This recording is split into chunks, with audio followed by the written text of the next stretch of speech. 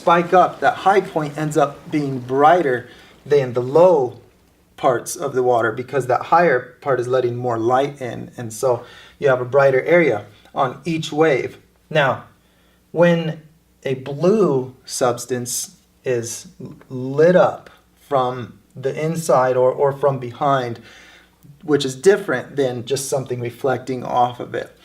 Specifically, when it's lit up from the inside out, it becomes greener as it becomes brighter. If I want to light up something blue, like if this was a blue berry and the light was shining through it, it would be greener where it was brighter. So if I make it brighter, I need to also make it greener. So now it's the trough, it's the low part of the waves that's going to be dark. Those are the parts that aren't raising up above the rest of the water and getting brightened by the sunlight. So, since I know what the shape of my waves are, I know how to paint the troughs just like I did. So I'm going to use that exact same shape. Wider as it swoops down. I'm just painting the troughs now, which were my smile shapes. Painting the smiles.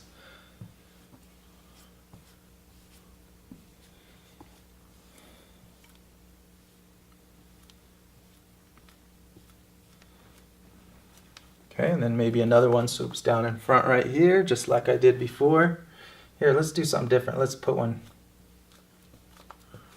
right there. Instead of making them perfectly staggered like I did before, I'll kind of put one in front of the other.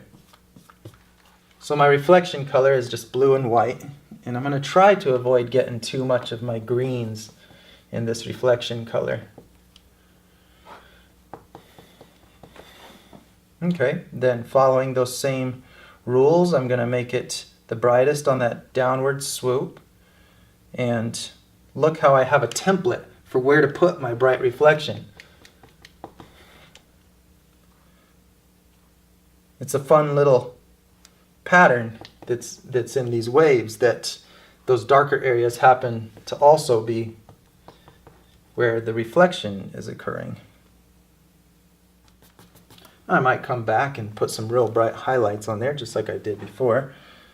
I know that this would be my brightest area of the wave. Right there. Maybe a little dot there.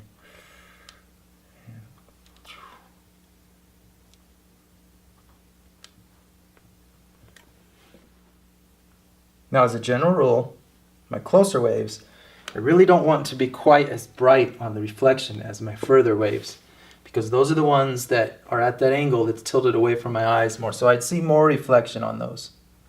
See, that's a big trough swooping in right here. Across there. So then this could start getting brighter if I continued this. I can make that the brighter color. This. So I put more of that reflection. And I can start using bigger strokes down here in the front.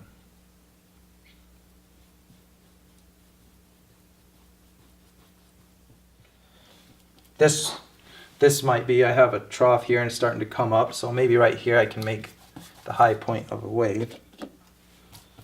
So the brighter it gets, the greener it gets, but there is a max, to it. I want to make sure that I add lots of white if I'm adding green, because I don't want it to look like it's filled with antifreeze. Okay, let's see if this is even bright enough. Sometimes the reflection color is not a lot brighter than other colors in the water. Sometimes it's even darker. So you can strategically, manipulate it. You can cheat a little and just use a pure white, or even switch to a darker color if you really want that reflection to be seen. And then again, I can make them smaller, smaller, smaller, and as just a guide, I can use that rule of halves and doubles. I can make sure that halfway between this wave and my horizon is 1/2 of the size.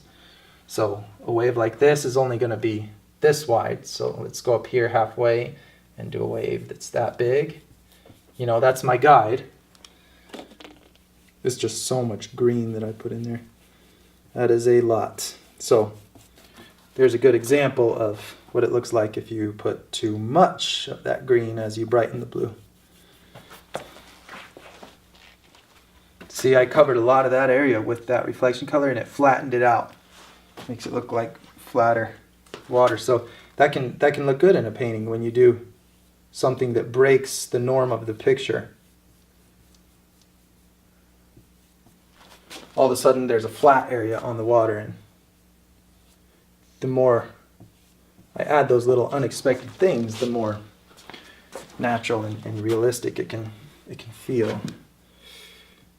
There's an overall gradient where I'm seeing more and more of this lighter blue reflection color. I'm going to see less and less of this bright green, because even though it's a bright color, it's an underwater color. It's coming from inside of the waves. So I'm going to see less of it because I've got more of the reflection from on top and less of the window effect as it gets further away. So less of these green tips as I get further away. So this is real bright here and it looks cool and everything, but I need to start moving toward a lot less of that as I get up in here. So I want to illustrate this, and I want to show you how the perspective will look better if I follow that rule and add that gradient to it.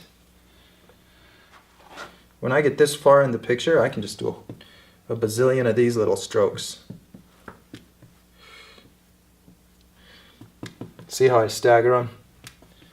Kind of revolve them, where I go from the middle of one to the middle of another.